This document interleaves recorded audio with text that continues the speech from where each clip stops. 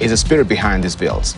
But before we head there, let's see what is fresh off the press this morning. We begin with the bold paper, which is the Standard. And it says, Ruto grows into darling of the West. That is what is on the front page of the Standard this morning.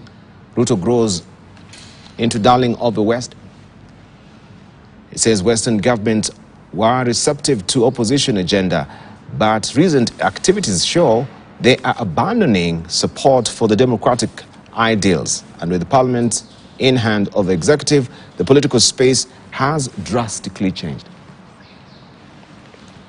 That story, you can follow it inside the Standard today. We have a bite from the president saying, it will be ungrateful of us to vilify the people who are creating opportunities for us.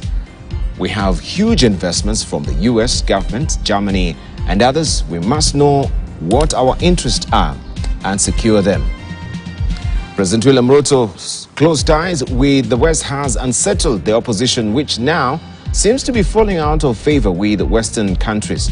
During Daniel Arap Moi, Mwai Kibaki, and Uhuru Kenyatta regimes, the US and most of the European nations enjoyed a cordial relationship with the opposition. Former US ambassador to Kenya, Smith Hempston, goes down in history as having enjoyed a good relationship with the opposition and at one time almost became its face.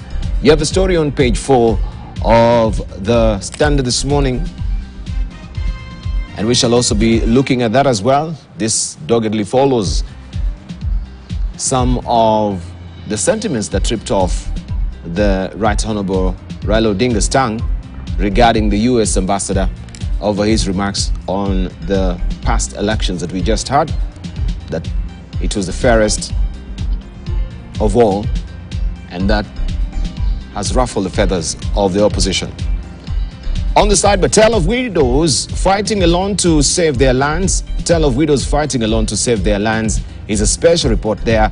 Death of a husband is not only source of grief, but a nightmare to women who battle marauding relatives keen to disinherit them.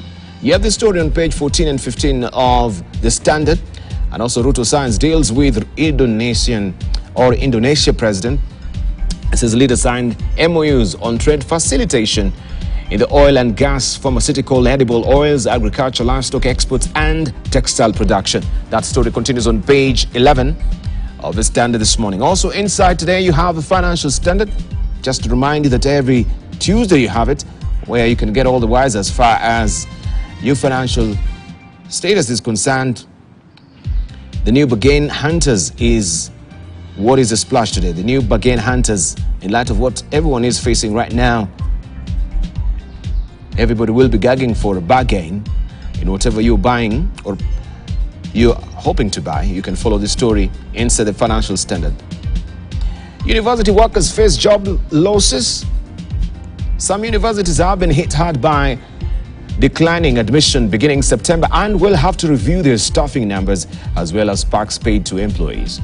The Commission for University Education has recommended that government stops funding rejected degrees, dealing a blow to institutions' sustainability. And you have this story tucked away on page 7 of the Standard this morning. 200, that is the number of courses that attracted less than 10 students. And yesterday we had the bold paper also carrying out that particular headline with the rejected degrees, breaking it down for you, how many, also looking at some of the applications that have been made to some of these courses. Some of them attracted only one student. We have 200, that is the number of teaching staff that private universities are likely to suck in the first year of new funding model.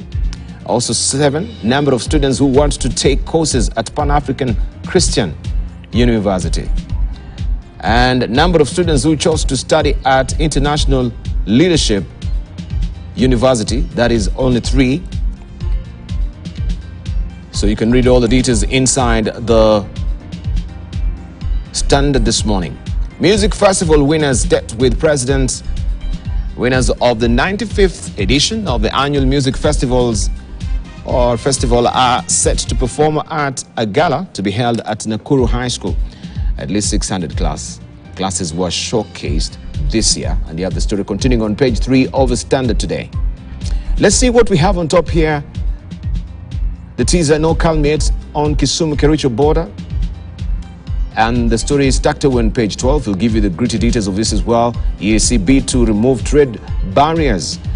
And that is on the business pages of the Standard today. Kenya's big day in Budapest. Making us proud there. That is Kipyegon. You can follow the story on page 40 of the Standard this morning. The Daily Nation, stormy teachers